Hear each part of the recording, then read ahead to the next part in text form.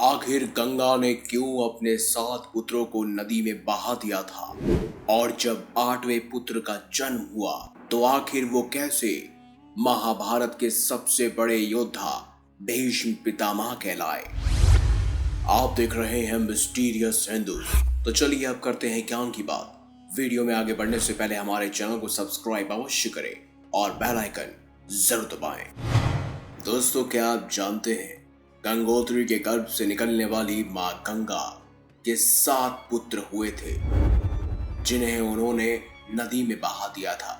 इसके पीछे एक बेहद ही रोचक कथा मिलती है, तो चलिए उसी कथा को विस्तार से जानते हैं। ये बात है महाभारत समय की। एक बार हस्तिनापुर के राजा शांतनु शिकार खेलते खेलते गंगा नदी के तट पर आए। यहाँ उन्होंने एक परम सुंदर स्त्री को देखा। दरअसल वो कोई और नहीं बल्कि देवी गंगा ही थी। शांतनु को उनसे पहली नजर में ही प्रेम हो चुका था। उन्होंने उनसे शादी की बात रखी। उस स्त्री ने कहा कि मुझे आपकी रानी बनना स्वीकार है, लेकिन मैं तब तक ही आपके साथ रहूंगी जब तक आप मुझे किसी बात के लिए रोकेंगे या टोकेंगे नहीं, ना ही मुझसे कोई प्रश्न पूछेंगे। ऐसा होने पर मैं तुरंत आपको छोड़कर चली जाऊंगी। राजा शांतनु ने उस सुंदर स्त्री की बात मान ली और उससे विवाह कर लिया। समय बीतता गया। शांतनु के यहाँ 7 पुत्रों ने जन्म लिया, लेकिन सभी पुत्रों को माता गंगा नदी में बहाकर आ जाती थी। शांतनु ये देखकर कुछ कर भी नहीं पाए, क्योंकि उन्हें ये डर था यदि मैंने इनसे इसका कारण पूछा तो ये अवश्य ही मुझे छोड़कर चली जाएंगी।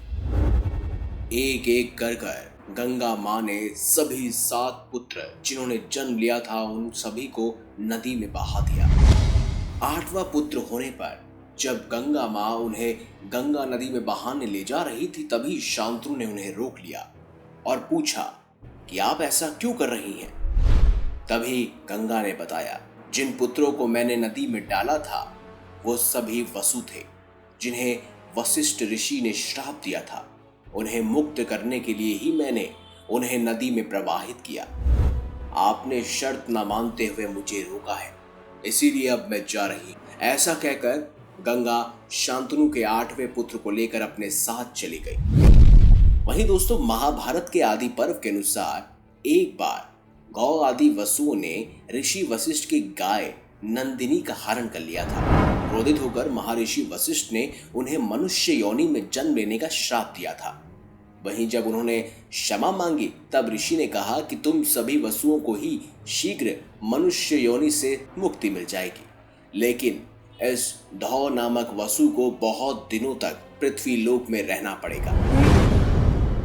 इस श्राप की बात जब वसुओं ने गंगा माता को बताई तो गंगा जी ने कहा कि तुम सभी को मैं अपने गर्भ में धारण करूंगी और तत्काल मनुष्य योनि से मुक्त कर दूंगी।